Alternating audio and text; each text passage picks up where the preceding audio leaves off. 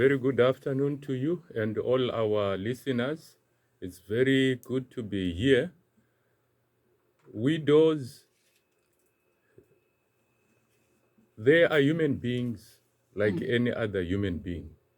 And as such, Islam has taught us how to give every other human being his or her rights. This is covering from when they are young right until a person dies. For example, we have two genders, males and females. So Islam teaches us how to deal with a young boy, how to deal with a youth, male youth, a male adult, right until he dies. And in the same way, a girl child, a youth, female, and a woman until she dies. But these two, they go through different stages in life besides just adulthood, childhood, youthhood, adulthood. They also get married, and in marriage, they become husband, wife, they become mothers, fathers, and even grandparents. And now, no one is going to live in this world forever. Everyone is going to die. So it may happen that in the marriage, the husband passes first, and then it means he is going to leave his wife a widow. Or the wife dies first, and she is going to leave her husband a widower. So now, before the advent of Islam, there were certain practices that were very rampant, and especially with widows.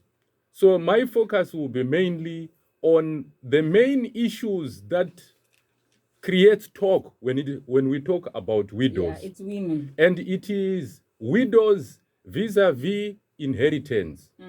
Now, what happens to her when her husband dies? You will find a woman belong to a very rich man. She never used to lack in anything. She used to live a very comfortable and very good life. Now the husband dies, the relatives of the husband comes, the uncles, womalume, what you call them, the uncle, Makadzi, and everyone is saying that, this all property belong to our brother, our son, our this and our that. They take away everything and they go. Now she is left with nothing. That comfort that she had been used to is no longer there, and she is now suffering. Nobody cares how she feels, what she thinks, and her opinion. Nobody wants to hear what she says. So now, before the advent of Islam, a woman was also treated in the same way. She was, in actual fact, she was treated as a commodity or as a property that will be, she will be dealt with like how we deal with our properties, our money. When a man passes away, she would be just inherited together with the property of the husband. She has no say. Whether you like the man that you are going to be fixed to or you don't like him, it's not your place. You don't have an opinion on this matter. And Islam said, no. A woman is a woman and she has got a right to consent before she can be married to anyone. Yeah. So that is why when a marriage takes place in Islam, there is also a requirement, which is consent of the woman or From the girl. The faith itself. Yes. Any marriage that takes place, for you to refer to any woman as my wife, she must have consented to that marriage. There is no forced marriage in Islam. So if the husband passes away and the uncles come and they say, no, you belong to us together with the property of your late husband. To get you married to someone. In Islam, she has to boldly say, no. It's allowed. I am a person of my own. I have got rights in the same way you have rights. I have got a voice in the same way you have got a voice. So she can only get married to any of these uncles or whatever brothers, if she chooses to do so, if she consents. It is written in the Quran. Yes. In fact, it's actually well detailed. Now, if I am to go into details of what Islam says, or particularly what the Quran says, there is a chapter that talks about inheritance in Islam. Now, when we talk about inheritance, we are saying, okay, let us restrict ourselves to husband and wife. Yeah. Islam teaches us that when a husband passes away first and leaves behind a woman, she is a widow. She is entitled to 1/4 of the estate. So if the husband leaves behind 400,000, for example, she is entitled to 100,000. It is hers. No questions asked. Why? Because she is not the only person who is entitled to inherit from the him. kids. Their children, the girls, the boys. The parents also, they are entitled to inherit from their son, from their daughter. So no one person is entitled to take everything to himself or herself. I believe in other countries, here in South Africa, the UK, I've seen many other countries, when the spouse is one of them passes away first, the other one takes everything. Now Islam is saying also that is not Allowed. you are not also recognizing everyone else. That man might be having children that do not belong to that woman. And if they were not in good books, those children, they are going to suffer. Why? Because our father left everything To the wife. to the wife. Because she was not my biological mother, she doesn't like me, I didn't get anything. So Islam has fixed the inheritance. So the children, they are going to get, okay, 1/6 of the total estate. And the wife is going to get her 1/4. And the parents also, they are entitled to the inheritance. We can go into details of who gets what. But if the husband did not have children, so the wife will get 1/4. But if they had children, or the husband had children, With the the estate, the percentage of what she gets becomes lesser, because we have to be accommodative of everyone. So the wife will get 1/8. And vice versa. When the husband is the one who survives the wife passes first, the husband is going to get 1/4 of what the wife left. leaves behind if they have children. So why do the males get a little bit more than females? Because in Islam, it is recognized that the duty of provision lies solely on the shoulders of a man. So, for example, if our father dies, we are all children. The boy child gets twice what the girl child gets. But whatever the girl child gets, she is not entitled to spend on that. It is personally hers. What the boy child gets, he is entitled to look after himself and also his sisters. Oh, with that money. With that money. Why? Because we belong in patriarchal societies that recognize the strength and the Meaning in leadership Islam, of male. strictly a man is meant to provide. The man's responsibility, you are the head of your family. You are the provider. The Quran tells us that ar-rijalu qawwamuna ala nisa. Men are the maintainers and they are the supporters and providers for the women. When you get married, when I marry a woman, that woman doesn't have to work. It is not a duty and a responsibility to look out, to pay the bills and to do everything for the house. The man has got that responsibility. Isn't it men want to be the head of the family? Yes. Some of them, they say, I'm the head of the family, but you are waking up when the sun has already risen. You can, when your wife asks for money to go and buy clothes, I don't have. When the children want food, you don't have. You are telling your wife, what kind of a man tells your wife, you must go and do something? We are hungry, we don't have food. Then you don't qualify to be a man. You are not the head of your family. The head provides. The head protects and maintains. No man can come and disrespect my wife in my presence. It is not the duty of my wife to protect herself. It is the duty of my husband to protect me. When any other man makes some advances to me, when any other person disrespects me. So Islam says that men, here, listen properly. And if you are a boy child, when you got twice than what the girl child has received, know that whatever she has got, she can decide to go and spend all that money buying her makeup and clothes. Nobody has got a say But you need to over what provide. she says. But you, after you have received your shares, you still have to provide for her. Because the sister, the girl child, is primarily under her father. And then when the father is no more, she's under the brothers or the grandfathers. The male figures have to make sure that they take that responsibility until she gets married. Okay. So how then a widow supposed to live afterwards, after the inheritance? Getting married afterwards, moving on with the life.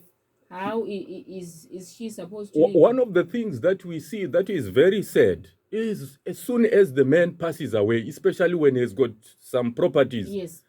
Before, some people I have seen funerals, before this person is buried, people are already fighting. The other one has already taken the car. The other one is already making plans, and someone came already with the decors, the interior decors, and saying, no, I want to change. The woman of the house is still there. Now Islam says there is a period which is known as Idda, waiting period. And that is 4 months, 10 days, or 130 days in total. The woman is not supposed to move and go anywhere. She will be still in her matrimonial home. This is a period of mourning, a period of healing, a period where she has to come to terms with the loss that she has just experienced. And during this period, the estate of the husband is supposed to be used to maintain her, look after her. She's not supposed to go out and even work. She's supposed to be in mourning. She's not even supposed to beautify herself and decorate herself. Why? Because she is still mourning. And we are also looking at her. Months. Yes, for that period. Why is it so long? We want to see whether she is carrying any seed from that man. In that period of 4 months, 10 days, if she has got anything, it will become visible and everybody will know. We are saying that she must not be exposed to the outside world. Why? So that when that which is in a womb becomes exposed, no one is going to lay fingers on her or point fingers at her. Meaning the reason of mourning in Islam, it's when they want to see if the woman got pregnant before the man died or not. It's one of the reasons. Because I said, remind you, it is a period of mourning and healing. The hadith or the prophetic tradition says that when a person dies, he has to be mourned for 3 days. If I die today, you can cry over me for 3 days. After that, you must get over, get it, just come to terms with my death. But a wife, it's not the case. If a wife loses her husband, her mourning period is extended. Why? Because this was her provider. This was her maintainer. This was her provider, her protector, and everything. So she is given that longer period. So that mourning period, yes, it is a period wherein we have to see whether she was pregnant or not, but it is also a time for her to come to terms with what she has just experienced, the loss she has experienced, and for her to heal. So that's why it's this much long. And so during that period, she has to be maintained. Now, when we look at the estate that was left behind, the expenses of my burial, let's say I die, my wife is left behind. My expenses, they must be taken from my estate. And also, if I had any debts, they must be cleared from my estate. And if there is any other expenses that are going to be incurred in between, they must be taken from the estate. Now, after that period of the mourning and everything, we can now sit and say, family, let us gather together and let us discuss the distribution of the inheritance of this deceased man. And now, that is when everyone is going to take their position. The father, the mother, the children, the wife, and the sisters, and everyone who is entitled to inherit can inherit.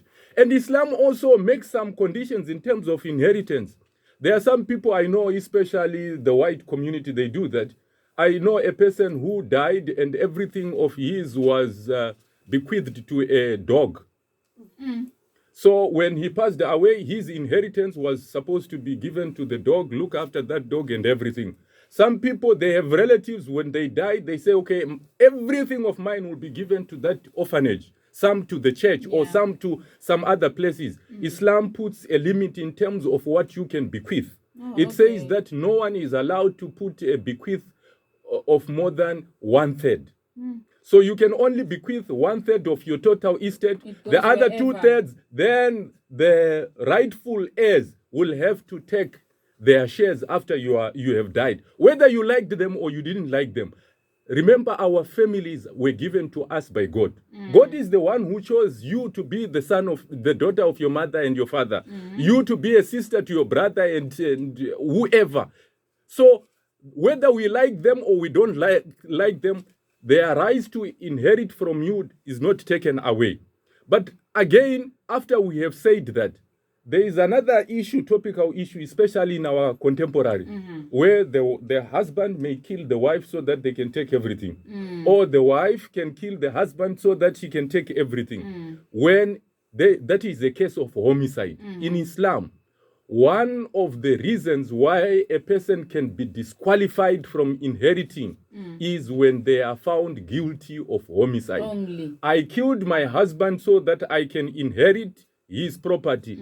I will be disqualified when I am proved, when I'm found guilty by the court of law, not by just pointing finger, because I know, especially in our African communities, wherever the husband dies, especially when he's rich, fingers are pointed at the wife. No, she killed our son because she wanted all the money. No, she killed our son because of all this. Not this bickering and this talking forward and backwards. No, when she has been found guilty by the court of law, then she is disqualified from inheriting. The same applies to any other heir, not only the wife or the husband, any other beneficiaries. I know today, even in our town that we are sitting here, I know of a child who killed his own parents. And why he killed his own parents? Because the parents had insurance, which paid out some millions. And because the child was on drugs, wanted to inherit that money, and so he killed the parents so that he can get that money. So that child, once it's proved that he killed his parents, then he's disqualified from inheriting that amount of money.